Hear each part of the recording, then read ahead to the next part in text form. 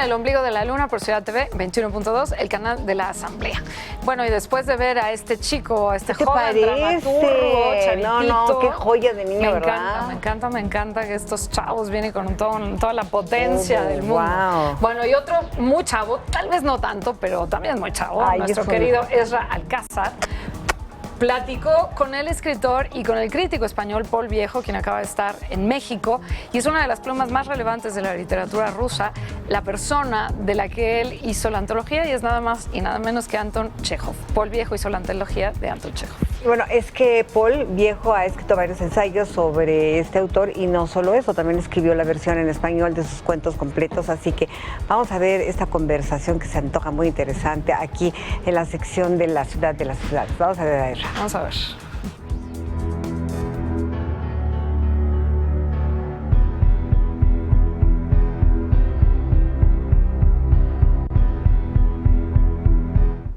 Bienvenidas y bienvenidos una vez más a La Ciudad de las Ciudades, este espacio donde viajamos a través de los libros a otras latitudes.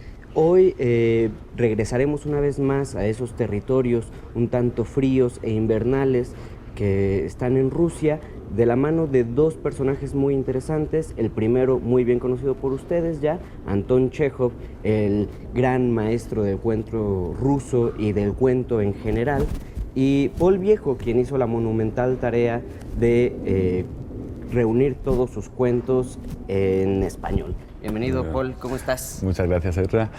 Sabes, no puedo dejar de mirar la cara de Chekhov que llevas colgada junto al corazón. Es como si fuera un fan absoluto, ¿no? Como quien lleva un pin de Star Trek o la camiseta de Messi. ¿Y por qué reunirlo todo? Yo tengo mi idea porque soy fanático, pero...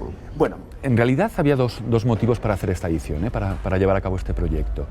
Uno, sí, utilizar esa palabra completos, que se le dedica a todos los autores clásicos, ¿no? Creo que tenemos las obras completas de Tolstoy, tenemos las obras completas de Balzac, tenemos las obras completas de Edgar Allan Poe, pero ¿por qué no existían las de Chekhov, ¿no? Es decir, ¿por qué alguien tan grande como él no tenía la oportunidad de ser leído en español de manera completa, para bien o para mal, ¿no?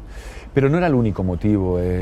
Para mí me importaba más que eso, más que tener todos y cada uno de los relatos traducidos, era poder cubrir una faceta que no se había hecho hasta ahora, que era intentar comprender a Chekhov y conocer su trayectoria real. Es decir, ver cómo se inicia un escritor, alguien de 20 años que comienza a escribir y a publicar, y ver cómo termina, ¿no? Eso quizá ya lo conocíamos, pero ver cómo había sido su trayectoria, que para mí en el caso de Chekhov además es ascendente continuamente, no ocurre con todos los escritores, como tú bien sabes, pero eso no lo podíamos haber hecho antes, en antologías, en español, no solo desordenadas, sino también sin ninguna información añadida.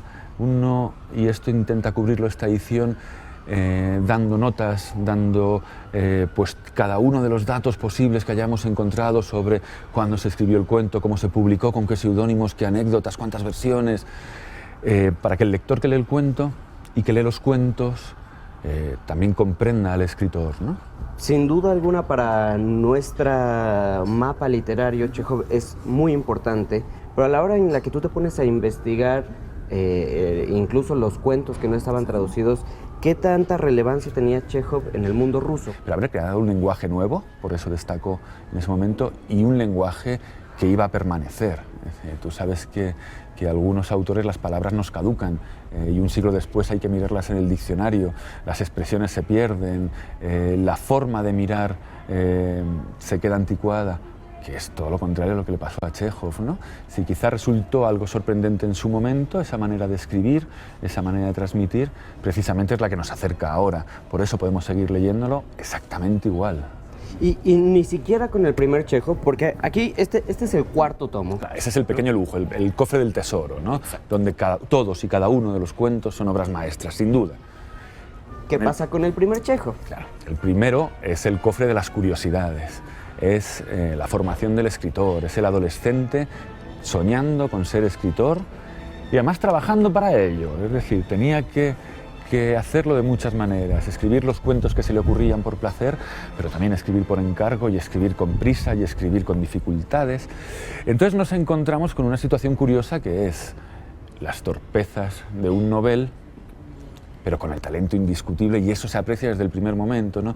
En todos los relatos habrá algún detalle que nos va a decir, y que luego podemos comprobar si leemos esta edición de manera seguida, que efectivamente ya el genio estaba inicialmente, aunque no lo supiera manejar. Y no solamente pifias por parte del escritor, sino también del editor, porque sí. Chekhov fue muy editado en sus inicios, ¿no? Sí, sí. Y eso que se podría considerar una catástrofe, fíjate cómo nos ha servido, ¿no?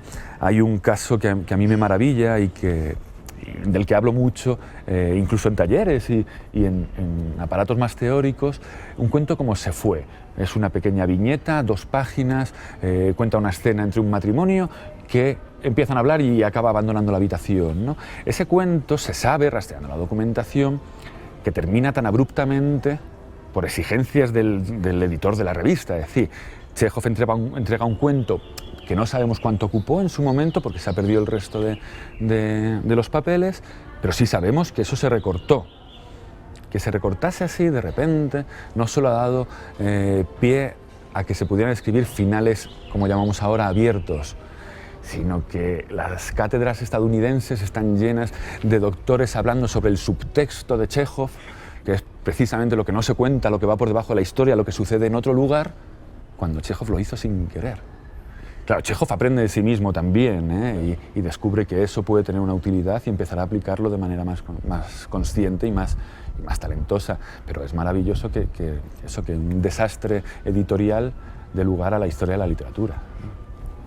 Yo creo que imagino la respuesta, pero para todas las personas que nos están viendo y que van a descubrir a Chekhov por primera vez, ¿cuál es el cuento que tú les recomiendas leer? Sí, yo peco de ser tópico en eso. O sea, conociendo los cuentos de Chekhov como los conozco, podría buscar uno más desconocido y que incitase a rastrear los libros, además, pero es que es imposible.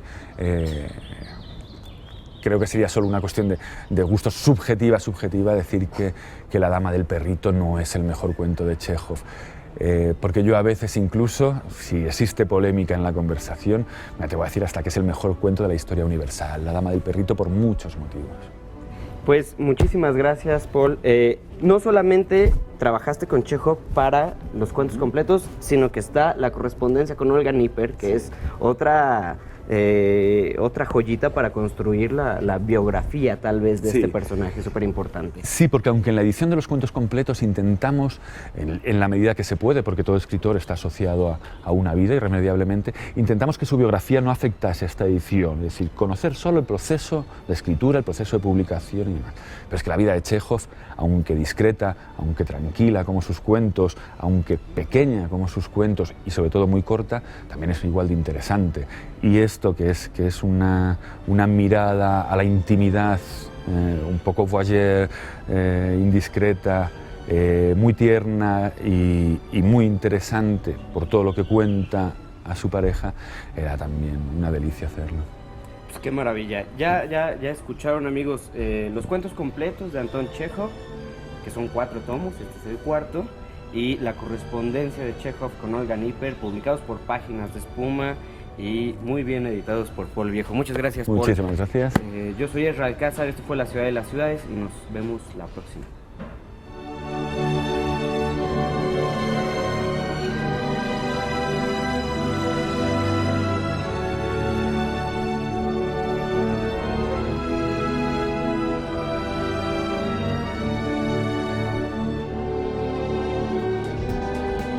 ¿Qué decías? ¿Enorme? Enorme, descomunal, Anton Chekhov. ¿Cuál recomendabas tú? La nariz. La nariz. Es un gran cuento, es un gran cuento. Y La dama del perrito, conste que lo dije antes de que apareciera. Sí, exacto.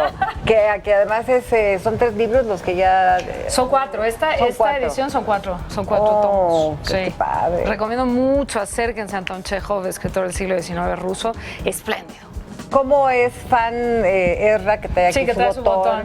Oye, y la camiseta, ni decimos lo que decía del Pues está auto, buena, digo, sí, está buena. ¿Qué decía? Quien traiga pólvora debe disparar. A ver, cuéntanos que siempre traía unas Sí, camisetas. Paola Tinoco, muy querida amiga mía, fue, bueno, pues estuvo todo el tiempo de la estancia de Paul Viejo, digamos, trayéndolo y llevándolo. Y entonces de pronto subía fotos a Facebook y demás. Serían unas camisetas con así, este tipo de frases lapidarias. Sí, Muy ya lo vimos. Bueno, pues buenas recomendaciones de nuestro querido chavorruco. el tremendo Erra. Ezra Alcázar, que digo que está acabado. Erra, no es cierto, estás divino.